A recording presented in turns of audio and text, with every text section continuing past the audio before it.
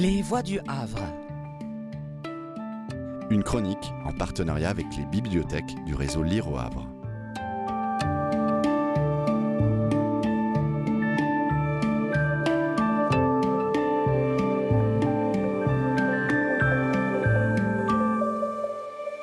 Je vais vous lire un extrait de Otage de Nina Bouraoui, aux éditions Lattès.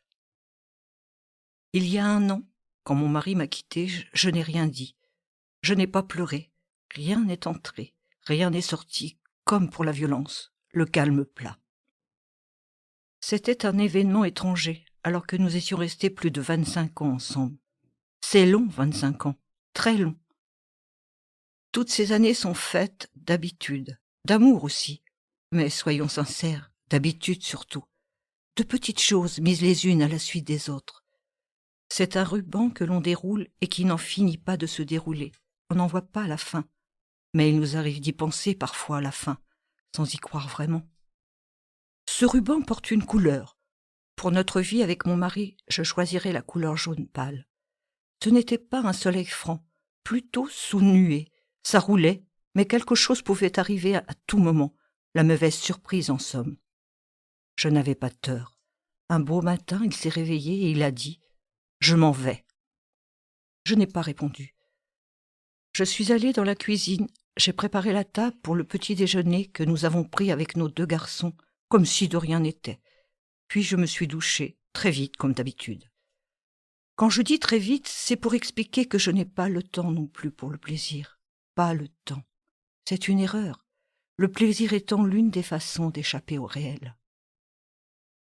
Il y avait un mur entre mon mari et moi, un mur qui s'est construit peu à peu. Au début, c'était une petite ligne, puis une petite marche. On se voyait encore, tout en trébuchant quand on s'approchait l'un de l'autre. La marche est devenue de plus en plus haute, chacun restant de son côté par peur de se blesser. Nos mains pouvaient encore se toucher, mais il fallait faire un effort. Le ciment s'est épaissi. Très vite, on ne s'est plus vu, plus regardé, plus senti. Le mur était fait et il grandissait encore. C'était fini sans qu'on se le dise, mais au fond de nous, on savait. On sait toujours ces choses-là. On les redoute, mais on les sait. C'est faux de dire que l'on est surpris du départ de l'autre. Faux. Parfois, sans l'admettre, on l'espère, on le provoque, et chacun de nos gestes mène à la chute. Et chacun de nos mots aussi. Le mur, nous l'avons construit à 2. Nous y avons ajouté du sable, de l'eau, des graviers et du métal, pour qu'il soit bien compact et que rien ne puisse venir le rompre. Ce jour-là, quand mon mari m'a annoncé qu'il s'en allait, je n'ai pas pleuré. C'était une nouvelle comme une autre que j'aurais pu intégrer aux nouvelles du jour. La courbe du chômage, le réchauffement climatique, la hausse des prix, la guerre. C'était à la fois important et pas du tout important.